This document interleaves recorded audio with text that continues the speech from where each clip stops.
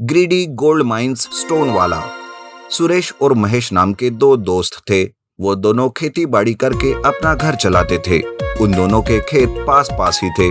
सुरेश बहुत मेहनती था तो महेश लालची इंसान था। एक बार काम करते वक्त सुरेश को खेत में एक छोटा सा सोने का पत्थर मिलता है। वो पत्थर लेके सुरेश महेश के पास जाता है और उसे कहता है, अरे महेश देख, मुझे खेत में ये सोने का पत्थर मिला है। कहीं मेरे खेत में सोने की खदान तो नहीं? अरे सुरेश, ये तो कोई मामूली पत्थर है। इसे सोने का समझकर किसी को दिखाना मत, नहीं तो लोग हंसेंगे तुम पर। ला, वो पत्थर तू मुझे दे दे, नहीं तो तू अपनी हंसी करवा के रहेगा। इस तरह महेश वो सोने का पत्थर लेकर एक सुनार के पास जाता है। सुनार उस पत्थर को खरा बताकर महेश से खरीद लेता है। महेश को उस पत्थर के काफी पैसे मिलते हैं, लेकिन इस बात की भनक वो सुरेश को होने ही नहीं देता। इस तरह एक दिन फिर से सुरेश खेत में काम कर रहा था कि जमीन के अंदर उसे एक मटका मिलता है। तब वो सोचता है, अरे ये क्या, आए दिन खेत में कुछ ना कुछ मिलता ही जा रहा है। सुरेश उस मटके को खोलकर देखता है तो उसे वहां एक नक्शा मिलता है। तब सुरेश वो नक्शा लेकर फिर से महेश के पास जाता है। अरे महेश, आज देखो खेत में ये मटका मिला और उसमें ये नक्शा है। अरे ये तो कोई मामूली कागज है, शायद किसी बच्चे की ड्राइंग होगी। ये माँ बाप से डांट ना पड़े इसलिए उसने इस ड्राइंग को मटके में डालकर खेत में गाड़ दिया तुम्हारे। अरे नहीं महेश, ये कागज देखो कुछ अलग ही है और बहुत पुराना भी दिख रहा है। लगता है मेरे बाप दादा ने नक्शे को छुपाकर खेत में गाड़ दिया होगा। चलो हम इस नक्शे के हिसाब से जाकर देखते तो है। अरे सुरेश, तुम बहुत ही भोले हो। ऐसे कागज आए दिन मेरे भी खेत में मिलते रहते हैं। तो क्या मैं खेत का काम छोड़कर खजाना ढूंढने निकलूंगा? तुम भी ना। इस तरह महेश उसके हाथ का नक्शा छीनकर वहां से चला जाता है। महेश के मन में खजाने का लालच जाग गया था। वो खजाने की तलाश में जाने का प्लान करता है और दूसरे ही दिन खजाने की तलाश में निकल पड़ता है। लेकिन उधर खेत में सुरेश महेश को खेत में ना पाकर बहुत चिंतित हो जाता है और उसके घर चला जाता है। तब महेश की बीवी कहती है, अरे भाई साहब, क्या बताऊं, मुझे भी नहीं पता कि वो कहाँ चले गए। हर समय बस खजाना खजाना कर रहे थे, पर उनके रवैये से ऐसे लग रहा था कि जैसे कि वो किसी बड़ी यात्रा पे जा रहे हो। ये सुनते ही सुरेश को सारी बात समझ आती है। उधर महेश नक्शे के हिसाब से चलता रहता है। कुछ ही दिनों में वो उस जगह पर पहुंच जाता है। अरे वाह, आखिरकार इस जगह पहुंच ही गया। बेवकूफ सुरेश तो मेरी बातों पर भरोसा करके खजाने का प्लान ही छोड़ दिया। महेश उस जगह पर खुदाई शुरू कर देता है। खुदाई करते करते वो जमीन के काफी अंदर तक चला जाता है, लेकिन उसे कुछ नहीं मिलता। तब वो सोचता है, अरे ये क्या, इतने दिनों से खुदाई कर रहा हूँ लेकिन खजाना क्या, एक मामूली सा सोने का टुकड़ा तक नहीं मिला। अब यहाँ खुदाई करने से कोई मतलब नहीं, मुझे घर वापस जाना होगा। महेश खुदाई का काम छोड़कर घर वापस चला जाता है।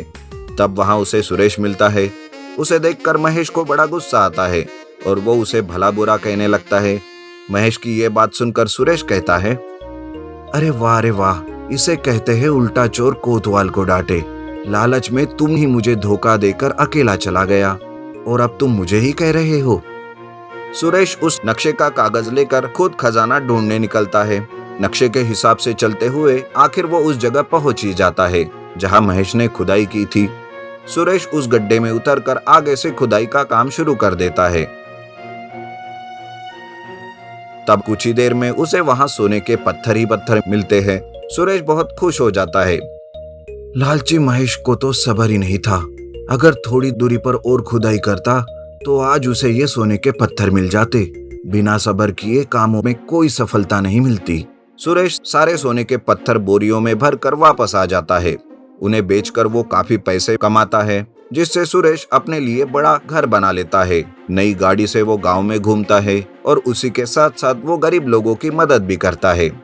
एक दिन सुरेश महेश के पास जाता है और उसे कुछ पैसे देते हुए कहता है, देखो महेश, तुम्हारे लालच का क्या परिणाम हुआ। अगर पहले ही मुझे लेकर हम दोनों मिलकर खजाना ढूंढते तो मेरे साथ साथ तुम भी अमीर बन जाते, लेकिन लालच की वजह से तुम्हारा ही नुकसान हो गया। सुरेश की बातों से महेश को उसकी गलती समझ आ जाती है। इस तरह सुरेश गरीब लोगों की मदद करके और खेती का काम करके आराम से रहने लगता है। Underground golden JCB restoration. एक गांव में दो भाई बहन रहते थे। एक बार वो दोनों घर में बातें कर रहे थे।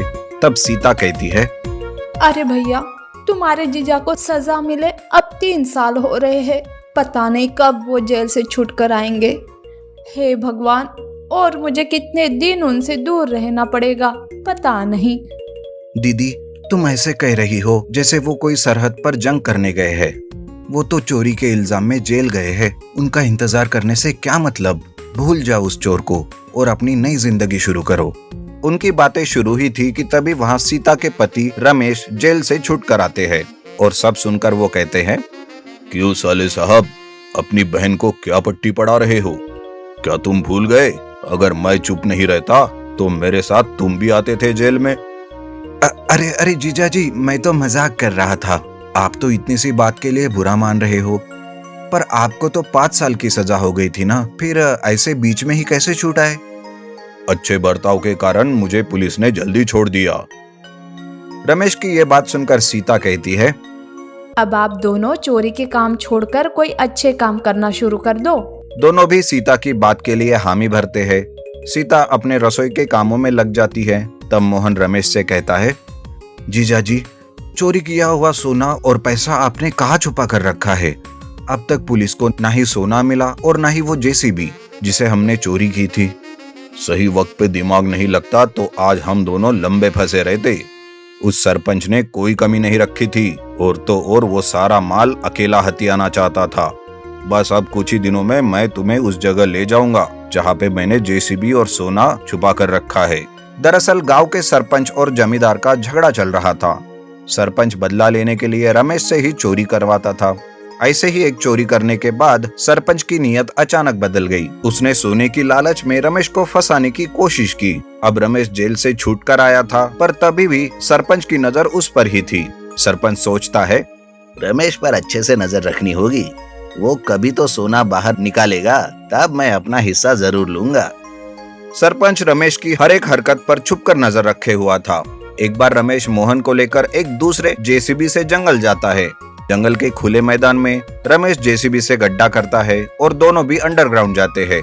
वहाँ पर सोना, पैसा और जेसीबी देखकर मोहन चकित हो जाता है और वो कहता है, जीजा जी, आपका भी जवाब नहीं। सही दिमाग चलाया है आपने।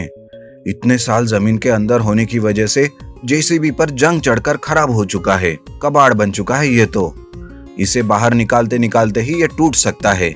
अब तो इसे यही छोड़कर सारा माल लेकर गायब हो जाते हैं। अरे बेवकूफ, जेसीबी को ऐसे छोड़कर जाएंगे ना तो पुलिस जरूर हम पर शक करके फिर से पकड़ेगी। पहले 3 साल में ही छोड़ दिया था, अब तो 10 साल के लिए अंदर डाल देगी। वो जाने दो तुम, मैं जैसा कहता हूँ वैसा करो। मैं यहीं पर इस जेसीबी का रिस्टोरेशन करता हूँ। ऐसा कहकर मोहन वहाँ से चला जाता है। उधर अंडरग्राउंड में रमेश जंग चढ़े हुए खराब जेसीबी का रिस्टोरेशन करता है। रमेश सारे सोने को पिघला के सोने की पॉलिश अपने जेसीबी पर लगवाता है।